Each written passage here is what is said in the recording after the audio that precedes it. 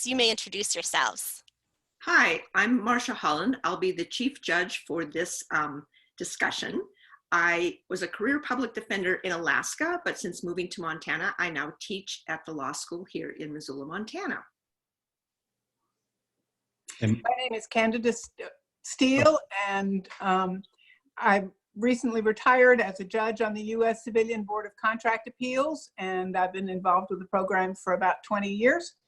And I welcome you very much to this hearing. My name is Ben Glickman. I'm a supervising deputy attorney general with the state of California. Far more importantly, I'm an alumnus of this program. I was lucky enough to be on a national championship team 25 years ago, just a few years before Zoom. And so if you can introduce yourselves, and if you don't mind also introducing your teacher, and if there's also any mentors that you'd like to introduce, please go ahead and do so. Hello, we are Unit 3 representing Wauwatosa West from Wisconsin. I am Joe Byrne. Dunning Arendt. Ben Scrady. And Janessa Keenan. We are here on behalf of our teaching assistants, mentors, and teacher, Mr. Chad Mateski. Thank you. And so as it's not a surprise this year for the first time, it is Unit 3, Question 3, which I will read in its entirety, and then the time will begin. In 2020, we celebrate the ratification of the 19th Amendment, which recognized the right of women to vote. Despite recent controversy, the Equal Rights Amendment has not yet been declared ratified. What are similarities and differences between these two amendments? What impact, if any, has the 19th Amendment had on women in achieving equality with men in the United States and around the world? What are the advantages and disadvantages of states passing their own equal rights amendments rather than ratifying the national constitutional amendment? And you may begin. The 19th Amendment and the Equal Rights Amendment are both amendments that strive for equality between sexes. Despite their seemingly similar goals, the movements behind the 19th Amendment and the ERA have many differences. For example, the ERA is far more of a fight for true legal equality than the 19th Amendment. Following the ratification of the 19th Amendment, women saw a limited increase in representation in the federal government, as Congress wouldn't reach 5% female representation until 1989. Conversely, the ERA is an attempt to break down all legal barriers between sexes. The 19th Amendment is specific compared to the ERA, which is broad and has interpretive uncertainties. The 19th Amendment was specific on what it would address, leading to far less controversy over its interpretation. Additionally, the ERA experienced more difficulty in the confirmation process. The 19th Amendment was first introduced 7 years before its ratification, and the ERA has yet to be ratified 95 years after its introduction. Despite their numerous differences, similarities between the amendments can still be drawn. The last 16 words of both amendments are identical, and they both present a negative protection of rights. Furthermore, both were opposed by female figures despite their apparent benefits for women. Phyllis Schlafly, leader of the Stop ERA movement, and Molly Elliott Sewell, author of The Ladies' Battle, advocated against these amendments. Both amendments were supported by groups such as the National Women's Party, which was founded by suffragettes such as Alice Paul, who would go on to write the first draft of the ERA. Historically, the U.S. has often been behind the curve in terms of gender equality. 87 countries have had a female head of state since 1950. We have not. In the 2019 World Bank study on gender equality, the U.S. ranked 64th. Additionally, states passed constitutional amendments similar to the 19th Amendment and the ERA. Every state but 6 had some form of women's suffrage prior to the ratification of the 19th Amendment, and 26 states currently have ERAs in their constitutions. There are downsides to states passing their own ERAs. Controversy has arisen regarding the scrutiny level required when examining gender. In Massachusetts, sex is interpreted under strict scrutiny as determined in bracket v. CSC. Federally, sex is classified under intermediate scrutiny. This inconsistency can lead to different interpretations that contradict one another. Additionally, a national amendment would provide greater and more irreversible protections than state amendments. However, states adopting various equal rights amendments can serve as laboratories of democracy, which could later help the federal government in crafting an effective amendment. While the 19th Amendment was an essential starting point for women's equality, it did not have a particularly large influence worldwide. Rather, it was an attempt by the U.S. to catch up to the rest of the world. For example, Finland, Australia, and New Zealand all granted suffrage to women more than 15 years before the 19th Amendment. According to economist Naama Shenhav, following the ratification of the 19th Amendment, there is a period of increased education for women in the US. Women's suffrage also helped fulfill the definition of citizenship. Once women had the power of the ballot, officials desired their votes to ensure their re-election. These lawmakers proceeded to overturn oppressive laws, including the Comstock Law of 1873. This led to the Medical Association recognizing birth control as a common medication, protecting reproductive health. Additionally, a census analysis conducted by Dartmouth has shown women's labor participation has increased since 1920. Although these important goals have been accomplished after the ratification of the 19th Amendment, it cannot be definitively stated that they directly correlate. Despite their differences, the 19th Amendment and ERA are both legitimate attempts towards progress in the fight for gender equality. Former United Nations Secretary General Kofi Annan proclaimed, "Gender equality is more than a goal in itself. It is a precondition for meeting the challenge of promoting sustainable development and building good governance." This concludes our statement. We are now ready for your follow-up. Thanks. If you can put your notes away, and it's the honor system, as you know. Ben, would you like to start with a question? Sure. In your prepared remarks, you mentioned opposition to both the 19th Amendment and the ERA. What was the nature of that opposition? Why would anyone oppose these amendments? And do you agree or disagree with it? Go ahead. People oppose the 19th Amendment because many women were against the 18th Amendment, which, or were for the 18th Amendment, which allowed for prohibition. So they opposed it because many men were big into drinking and they were abusing their wives because they were getting drunk. So if women got the right to vote, then it would have been more likely that the 18th Amendment would have been repealed or put in place earlier. And I'm going to assume if you have your hand up, you're actually signaling your teammates you'd like to speak next, since I wasn't going to call on anyone. I'll just let you guys do the presentation. Thank you. Yeah. Okay. Additionally, part of the reason that there was such a slow progression of the 19th Amendment was because it was not attached to the 15th Amendment, which many believed, or attached to the the Civil War amendments, as many believed women should be. And this actually caused a fight between Lucretia Mott and Frederick Douglass, who fought together for the rights of both women and African Americans prior to these amendments. And furthermore, the ERA was opposed by women because they felt threatened that the rights of housewives would be more or less stripped away. For example, they thought that Phyllis Schlafly thought that the ERA would have allowed or forced women to be subject to the draft. And then they also believed that child custody cases would be more difficult for women to win at the time because they often did win them in the 1970s. Thank you.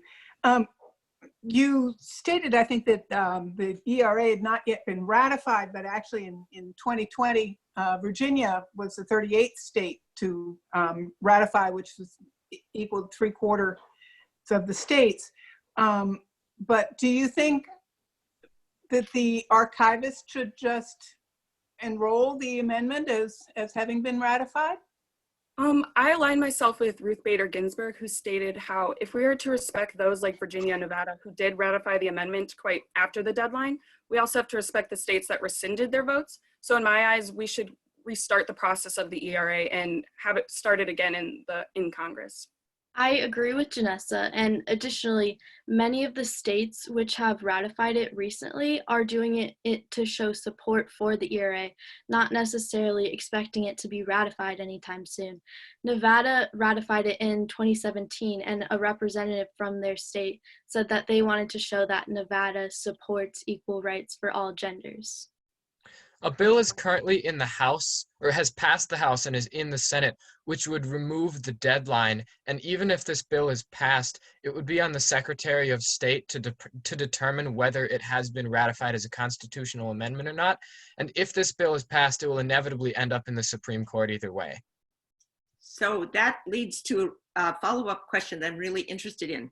the current language used in sections 1, 2, and 3 of the Equal Rights Amendment have caused problems in many different respects. Section 1 is very short, uses the word sex. Section 2 talks about that Congress gets to control how it's implemented. And I heard that you said the states that have implemented their versions of equal rights amendments could be looked to for better models. So instead of having this version ratified, should we start over again? Should someone just start over again? I'll let whoever wants to go first. Yes, we should start over again, considering the word sex has also changed. When the ERA was first written, sex basically just meant like male and female. However, now as we can see in the case Glenn v. Brumby, sexual discrimination also correlates to transgender people. And this just shows how we should start over, considering the definition has changed itself. Go ahead. I would like to change it to be something more similar to California's ERA, which is a lot more specific in what its intent is to accomplish. It's more of just gender rights for like businesses and like trying to achieve goals in like professional worlds, rather than just all genders are equal. And if we have a more specific ERA, then we will be able to get rid of like all the parity and uncertainties that our current ERA has. I would be in favor of an equal rights amendment more similar to Alaska's state ERA, which says that no civil liberties can be denied on the basis of sex. I believe this would provide the additional protections of an equal rights amendment without removing the protections for women that some are afraid would go away. Ben, did you have a question? Sure. So you mentioned, one of you mentioned the desire to rewrite it to be more inclusive, to not use the word sex, to use something broader. But the 19th Amendment, of course, uses sex as well. Has that led to problems in the application of the 19th Amendment? Well, you can see soon after the 19th Amendment, although you use the word sex, African-American women were still neglected. They didn't get true suffrage until the Voting Rights Act, and also different oppressive acts like the Cable Act still prevented some women from being able to vote. Additionally, there were challenges to just the constitutionality of the 19th Amendment as a whole, such as that in Lesser v. Garnett. And so I believe that there would likely be similar challenges to the 19th Amendment concerning sex and whether it's even allowed to word it in that way. Okay, and time has run, so we get to applaud you. And unfortunately, you would normally be in a big room and hear a lot of applause. So I mean little applause here instead, but we're all so appreciative of the fact that you're here and participating. And so I think, Ben, you have some feedback comments? I do. So yeah, very, very nice job. First of all, I thought you answered the question well. You covered, the main question and all the subparts as we would expect at this stage. And you had, I thought in particular, your discussion of, I guess it's the second sub question about the advantages and disadvantages of states doing their own thing. I thought that was a really good discussion. You talked about the potential for inconsistency, but on the other side, you talked about, they can be labs for democracy and could lead to ultimately a better product. And so I thought that was good. On my question about why were folks opposed, I thought you guys did a pretty good job. You might have done a little bit more there about some of the legal reasons why we might not want an amendment like this.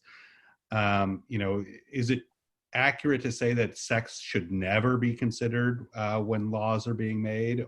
Certainly there are pregnancy related laws and things like that where it might make sense. And so I might have liked to hear a little bit more, but that said, you got, Phyllis Schlafly in there, you got prohibition and the temperance movement, which we haven't heard so far today. So you've definitely done the research, and whatever we threw at you, you were able to, answer and provide supporting evidence. So that's really to be commended. Congratulations. Thank you. Thank you. I'll go ahead and provide some feedback, and candidate can go last. So the detail and the breadth of the research that you did to prepare for this hearing is astounding. Everything from a World Bank study to an economist study to an UN position to, just because I'm a lawyer, to the level of scrutiny and the variety of the levels of scrutiny concerning, court cases. That is superior. That just shows that you really understand how our Constitution works, how our courts work. And I just have to say, I'm so impressed. I'm also impressed that you looked to Alaska, since Alaska is one of the newest states to write its constitution. And I actually got to listen to, they had tapes of the constitutional hearings that I listened to in interpreting constitutional cases that I was working on in appeals. So thank you for having looked at California and Alaska. Great job. Thank you. Thank you. Oh, I see. You're Need to- on, I'm trying to unmute you. Oops. There you Okay. go. Okay. Sorry, very sorry. I think I agree with my colleagues. You did a really lovely job. And particularly, I agree with the strict scrutiny discussion was very helpful. I appreciated that, since we often have to think about such things when we're being judges. I also appreciated the 19th century. I think you did a really particularly good job of answering the questions. You addressed the 19th century catching up, what effect it had on the rest of the world, and that was very well done. But mostly I just wanted to sit back now. I thoroughly agree with my colleagues. You did a really wonderful job.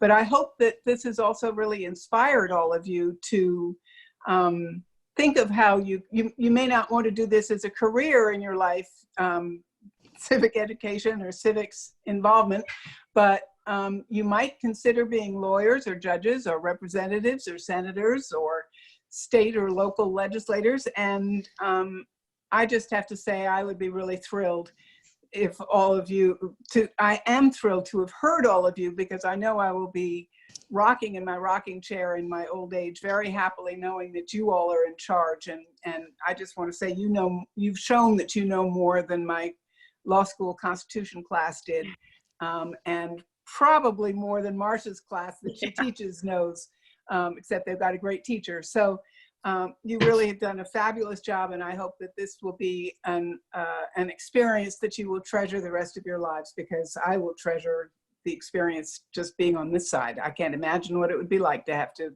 come up with all the answers you've just done. Thank you. Wonderful job. great job, guys. Thank you. Thank you. And thank you to Thank your you. teacher.